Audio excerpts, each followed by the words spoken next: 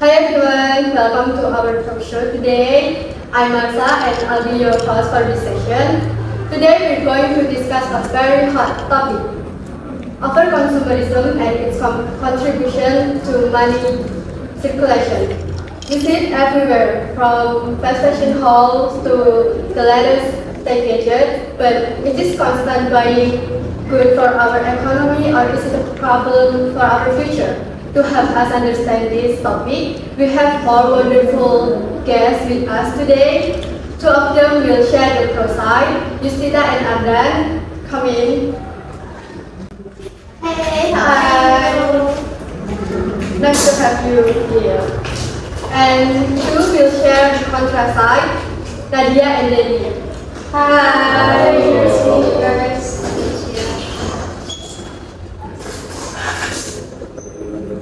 Okay, I think we need to start right now. Before we dive in, let's look at the facts. Overconsumerism happens when we buy more than we actually need, right? Yeah. Economically, this keeps money moving very fast, which can help businesses grow. However, many people argue that this habit breeds too much worse. Okay, so I have several questions for you guys. So the first question is, what is the last thing you bought that you definitely didn't need, and what convinced you to buy it? Yeah, okay. So, The last thing I bought that I obviously didn't need is a photocard, which I had need. Photocard. A photocard from the keyboard or Yes, it's a K-pop photocard. I obviously didn't need it, I never needed it, I will never ever need it. But the thing that convinced me to buy it is simply because I like her. And I think having this photocard just, how do I say it? It makes me feel more connected to them, to her, and even though it's obviously not a good purchase, it makes me happy. So while this isn't a good example of what I should buy, because I actually don't need it, it can help me in some ways. yeah. So you buy the photocard because you're a fan of her, right? Yeah. Anyone? but honestly, probably my new hobby that I just bought from a local brand that is collaborating with a local artist. Did I need it? No, but what confused me wasn't just the hype, but the story behind it. So, a local brand, a local artist, working together, and I felt like that purchase actually meant something beyond just me getting a new hoodie. I contributed to two small businesses in one transaction. So yeah, maybe it was impulsive, but every purchase, even the unnecessary ones, moves money somewhere, and that somewhere matters. So it's for question necessary. Yeah. Okay. Next question. Sure. When you see a limited edition or flash sale, do you feel a sense of urgency to buy it? For me personally, yes. When we see like discounts and flash sale like that, it's hard to not get tempted by those kind of things.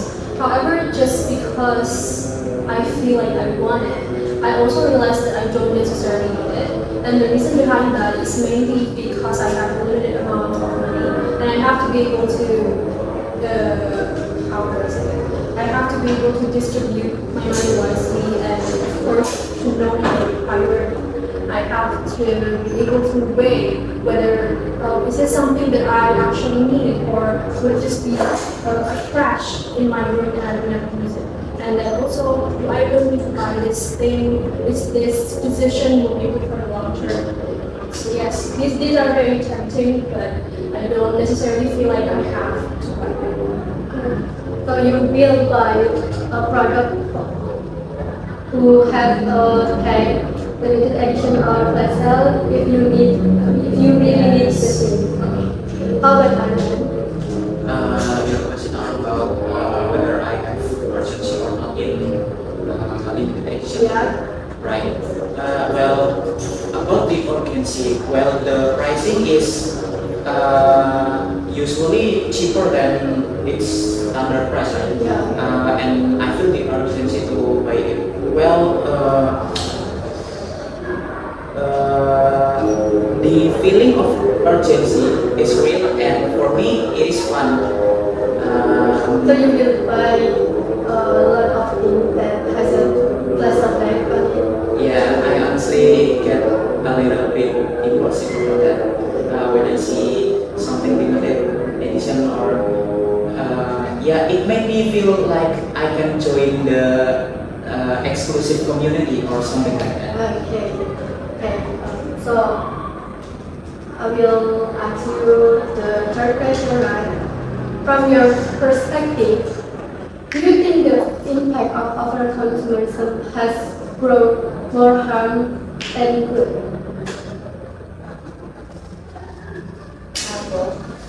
Well, honestly, I see it as a double-edged sword, but one side tends to get far more attention than the other. Yes, overconsumption or overconsumerism has real cause, and I won't pretend otherwise. But from where I stand, overconsumption is fundamentally what keeps economies moving. Consumer spending makes up the majority of GDP in most countries, Indonesia, the US, virtually everywhere. When people stop buying, factories slow down, workers get laid off, and small businesses shut their doors. We saw exactly this during, the COVID when we stay at home. Yeah. When consumption dropped, the economic fallout was immediate and devastating. So while it's easy to say just consume less, the reality is that our entire economic structure is built on the assumption that people keep spending. Okay, that's an interesting side. Let's hear. But the other side. Okay, so if we're talking about more harm than good, like the question, well, honestly, from the impact that I've seen with the overconsumption around the world is that products became mainstream, and somehow everyone has the same things, and they buy the same things, they like the same things. And although this feels like a homogenization of the overconsumption around the world, however, there is a bigger problem with that than whatever there is. The biggest harm here that is caused by overconsumption is the rapid rise of people buying many fast things at once. And because they buy a lot of these things at once, these products, they have to be created, they have to be manufactured very fast. And so individuals, workers, companies have to work extra. And although this means that the companies would profit more and that they would have to budget more to do it and to fulfill the demand from the people. However, the impact of that is far worse than we think. Because people, even though they buy a lot, they don't sustain these products that they buy. They usually just, they might use it once or twice and then they would throw it away and they will buy another thing that's going to trend. And what's dangerous about this is that when they throw stuff like that, it is thrown in peripheral countries like Africa. The weight is thrown there without any resolution on how to recycle these products, and so it just becomes a huge trash in there. And this is very dangerous because people will not stop buying stuff. Meanwhile, countries like Africa has to clean up the mess, even though it is not exactly their fault, right? And then it also leads to companies because they need a lot of workers at once, they will have to underpay their workers, and it also leads to child labor, because children doesn't have qualifications like us, or like people who has graduated. And so, because they do not have these qualifications, then companies can just pay them however much they want. Sometimes they don't even pay the children at all. And then the companies also have their own production waste that is thrown into the sea. And when okay, so mind you, there's already trash from overconsumption that is in the land, and then when the land gets filled by this waste, this waste goes stored away into the sea when there are no more peripheral countries where they can put that on. Meanwhile, in the sea, there's already waste from these companies that poisons our animals. And the environment of the sea. So it just adds a lot more waste to the world, and there's not really any real solution that could recycle this and make things better. So I will say that yes, the harm is a lot more dangerous and serious than the good that people have. So we need to be smart spending our money for the long-term impact. Yes. How about you? Do you want to say something? Yeah, I agree with that. So you agree with it? You? Ardhan? So from the pro-consumerism, I have a few reasons here about the consumerism practice is maybe it has some positive effects on us. So the massive effect of fast fashion and tech industries employ millions of people around the world. Well, overconsumerism forces the what is it called factory to hire more employee, and then it makes the people get a job. Yes, even though maybe the pay are not so big, well, at least people have jobs to fulfill their daily needs, right? So another reason is without excessive demand, factories are not forced to invent something newer or latest version of things they produce. Let's take an example of smartphones. If we just comfort in 3 years phone, maybe the companies will not invent any newer models that may fulfill our increasing needs every day, like clearer camera for maybe taking some photos or videos to upload the contents for everyday feeds, right? Overconsumption is needed for economy. Well, yeah, you know, right? Yes. The overconsumerism helps the economy to grow, like importing or exporting new brands or fast fashion and smartphones, newer models like that. Maybe that's all reasons I can explain. Yeah, that's a good reason from Ardhan. And here the last question from me. Is the rapid circulation of money in fast industries like tech and fashion a temporary gain that causes a long-term damage? How do I start? When we're talking about tech and fashion, there's like a whole lot of like subgenres of that. Let's go to fashion for now.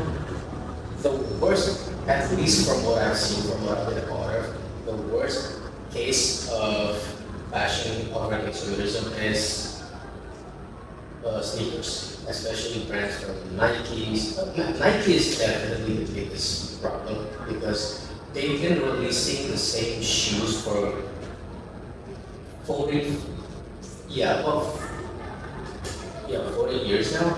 And the only thing they did is change the colors. They changed the color. They changed who they collaborate with. Uh, and because those different type of shoes, different types of collabs have like a higher prestige level than the normal ones that already cost about $100 now. So about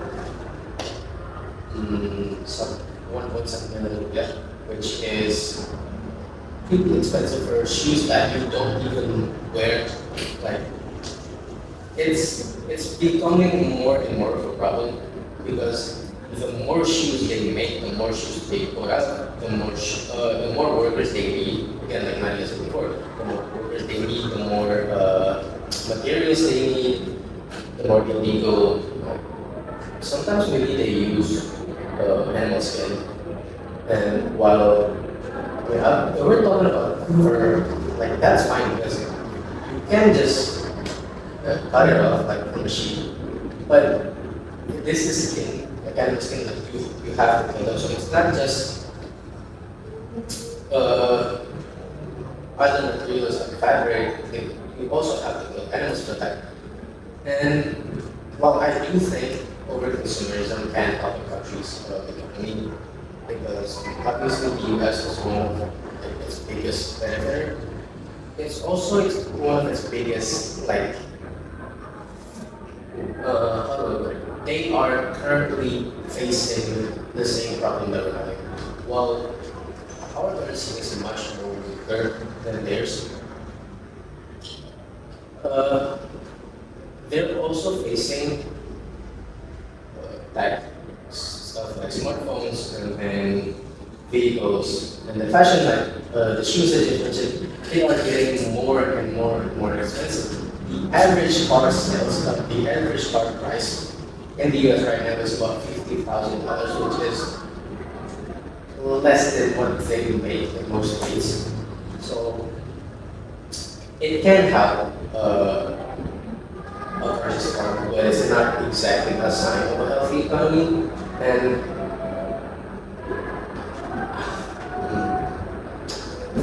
if I say so myself, while it does help a country's economy, it also harms more things than just the economy in the long term.